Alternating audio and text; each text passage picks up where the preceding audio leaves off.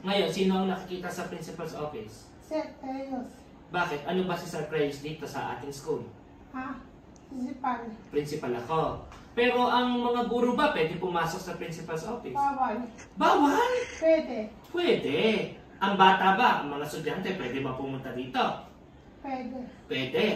Pwede ba kausapin ang principal ng teacher at ng mga bata? Pwede. Ay, ang mga magulang, pwede ba kausapin ang principal? Pwede. Pwede. So, ano ulit tawag ng ganito? Office. Principal's Office. office. Sino ang naandito? Secretarios. Dahil si Sir Reyes ay ano? Principal. Principal. Ngayon, ang tanong ko ulit, pwede ba pumasok dito ang mga guro? Pwede. Pwede. Ang bata, Pwede. ang magulang. Pwede. Ano nga ulit ang lugar na to? Principal. Secretarios. Principal's? Secretarios. Ano to? Secretarios. Principal's Office. office. Sino ang nandito? Secretarios. Dahil Sir Reyes ay Principal. principal. Okay. Sige. Thank you. Salamat.